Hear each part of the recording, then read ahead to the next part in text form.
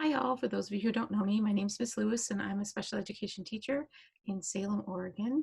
And today we're going to start reading The Adventures of Hugo Cabret. And I'm reading this with permission from Scholastic.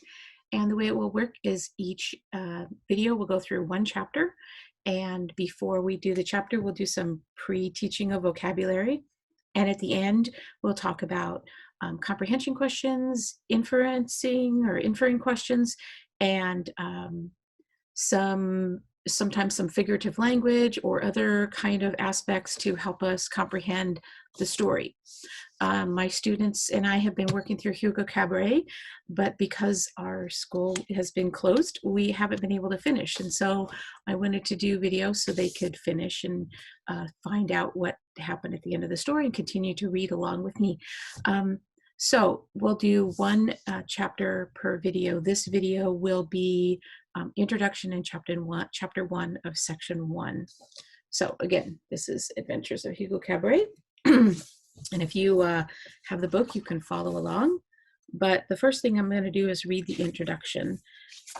And hopefully I can hold the book up and not have it be too wobbly. So here we go. So the story I'm about to share with you takes place in 1931 under the roofs of Paris.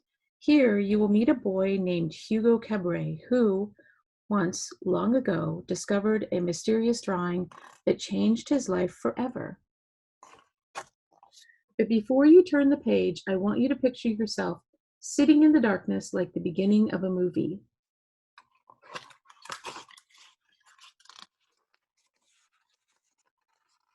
We're just going to lose the dust jacket. Okay.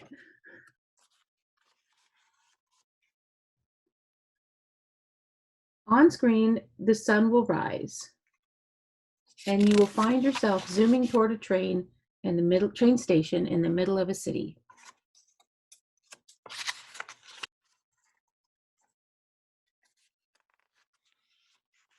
You will rush through the doors into a crowded lobby. You will eventually spot a boy amid the crowd, and he will move through the train station. Oops. It's a heavy book. Follow him because this is Hugo Cabret. His head is full of secrets, and his story is waiting to begin.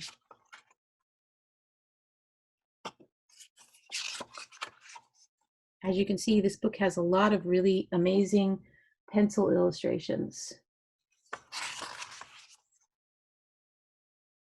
But the beginning has a lot of them.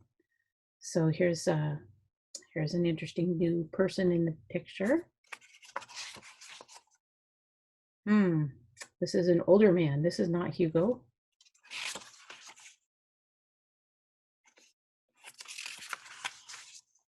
And there's a clock. We know this book has something to do with clocks, but let's see what's going on with the clocks. I wonder who that is.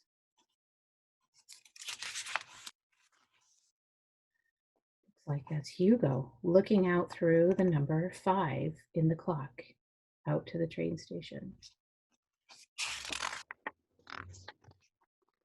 Okay. Now we're going to start chapter 1. And before we start chapter 1, we have to think about the vocabulary words that we'll hear that we might not know in chapter 1. So the first one is agitated. And so agitated means kind of like irritated and aggravated, upset, frustrated. Trembling, as it pertains to in this book, is just kind of being scared and trembling. Like, have you ever been so scared that your body was trembling and you couldn't make it stop? It just did it on its own. That's trembling. And muttered is kind of like somebody talking to themselves. You may have seen your parents do this. They're like, oh my gosh, I don't know what is going on over there. Where you're talking really quietly to yourself, but kind of complaining, so you're muttering. Okay, so let's start with chapter 1. From his perch behind the clock, Hugo could see everything. He rubbed his fingers nervously against the small notebook in his pocket and told himself to be patient. The old man in the toy booth was arguing with the girl. She was about Hugo's age, and he often saw her go into the booth with a book under her arm and disappear behind the counter. The old man looked agitated today. There's one of our vocabulary words. Had he figured out some of his toys were missing? Well, there was nothing to be done about that. Now, Hugo needed the toys. The old man and the girl argued some more, and she finally closed her book and ran off. So there's another picture of Hugo. Now, keep in mind these might be backwards. Thankfully, within moments, the old man had crossed his arms in front of him and closed his eyes. Hugo crept through the walls and came out through an air vent and hurried down the hall until he reached the toy booth. Nervously, he rubbed the notebook one last time, then cautiously lowered his hand around the wind-up toy that he wanted. But suddenly there was a movement from behind the booth. The sleeping old man sprang to life. Before Hugo could run, the man grabbed his arm. The little blue wind-up mouse Hugo had taken fell from his hand and skidded across the counter and landed on the floor with a crack. "Thief, thief," the old man yelled down the empty hallway. "Someone call for the station inspector." The station inspector is like a police officer for the train station. At the mention of the station inspector, Hugo panicked. He twisted and tried to get away, but the old man pulled hard on his arm and wouldn't let go. "I finally caught you. Now empty your pockets." Hugo growled like a dog. He was furious with himself for being caught. The old man squeezed tighter until Hugo was practically standing on his toes. "You're hurting me. Empty your pockets." Reluctantly, one by one, Hugo pulled out a dozen objects, screws and nails and bits of metal, gears and crumpled playing cards, tiny pieces of clockworks, cogs and wheels. He pulled out a crushed box of matches and some candles. "You have one more pocket to go," the old man said. "There's nothing in it." "Then turn it inside out." "I don't have anything of yours. Let me go." "Where's the station inspector?" the old man yelled down the hallway again. "Why is he never around when he's needed?" If the station inspector in his green uniform appeared at the end of the hallway, Hugo knew everything would be over. The boy struggled against the old man, but it was no use. Finally, his hand trembling, there's another one of our vocabulary words, Hugo reached into his pocket and pulled out a small, battered cardboard notebook. The cover had been rubbed smooth. Still holding on the boy's arm, the old man snatched the notebook away and set it down out of Hugo's reach, opened it and flipped through the pages. One page caught the old man's eye. There's an interesting picture on here. Let's look at it a little bit closer.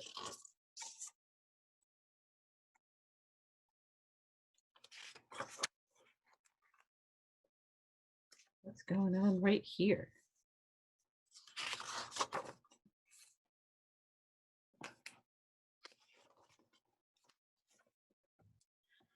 "Give that back to me. It's mine," cried Hugo. "Ghosts," the old man muttered to himself. Final vocabulary word. "I knew they would find me here eventually." He closed the notebook. The expression on his face changed rapidly from fear to sadness to anger. "Who are you, boy? Did you draw these pictures?" Hugo didn't answer him. "I said, did you draw these pictures?"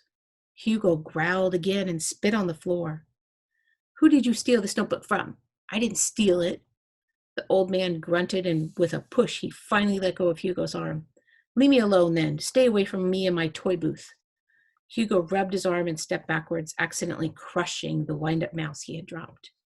The old man shuddered at the sound of the breaking toy. Hugo picked up the broken pieces and placed them on the counter. "I can't leave without my notebook." "It's no longer your notebook. It's mine. I will do with it what I want." The old man waved Hugo's box of matches in the air. "Perhaps I'll burn it." "No." The old man collected the contents of Hugo's pockets, including the notebook. He placed them in his handkerchief, tied them up, and covered them with his hands. Then tell me about the drawing. Who did that? Drawings, who did them? Hugo said nothing. The old man slammed a fist on the counter, shaking all the toys. Get out of here, you little thief.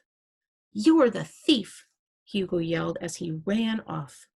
The old man yelled something after him, but all Hugo heard was the clicking of his own shoes echoing down the station's walls. So that's the end of chapter 1. So let's talk about our comprehension questions. Okay, and I have 3 that I want you to think about. What did Hugo watch happen from behind the clock? Do you remember when he was looking through the 5 behind the clock? What did he see happen? Well, what happened, this number 2, what happened when the old man saw the pictures in Hugo's book? And what did the old man threaten to do to Hugo's book? So those are your comprehension questions. So let's think about some inferring questions, the things that we can maybe infer or think about what these could mean. So make kind of assumptions. How do you think Hugo knows how to get around the vents in the train station? I wonder how he knows that. Because would you know that? I wouldn't know that. Who could the girl be? That's an interesting one. Why do you think the man in the toy booth got so upset when he saw the drawings of the mechanical man? I don't know. And what could the drawings of the mechanical man mean? Finally, why do you think Hugo needs the toys from the toy booth? And so let's talk about some figurative language. There were 2 things that we could think about from the story. One of them is a simile. And a simile is, the simile was Hugo growled like a dog. So Hugo wasn't a dog. They didn't say Hugo was a dog or Hugo turned into a dog, but he growled like a dog. So he growled really like a human, but we're comparing it to a dog. So it's kind of similar. So it's a simile. The other one is a metaphor. So the metaphor was when the old man said, ghosts, I knew they would find me eventually. So the metaphor is the ghosts really aren't very real ghosts. That's a metaphor for something else. It's using the words ghosts for something else. A lot of times people say ghosts from the past. And so ghosts could be kind of events or memories from the past, but we're using the metaphor of ghosts in, the author is using the metaphor of ghosts in the book. So again, hi. Next time we'll read chapter 2 of Hugo Cabret, by Brian Selznick. And I have permission from Scholastic to read this book with you. And we'll continue on with the pre-teaching of vocabulary words and comprehension and inferring questions. And I know a lot of us got up to chapter 5 or 6, but I wanted to start from the very beginning in case you had siblings or we had other people who wanted to watch and they could start right from chapter 1. So I'll see you next time. I hope you're having a great spring break. Bye.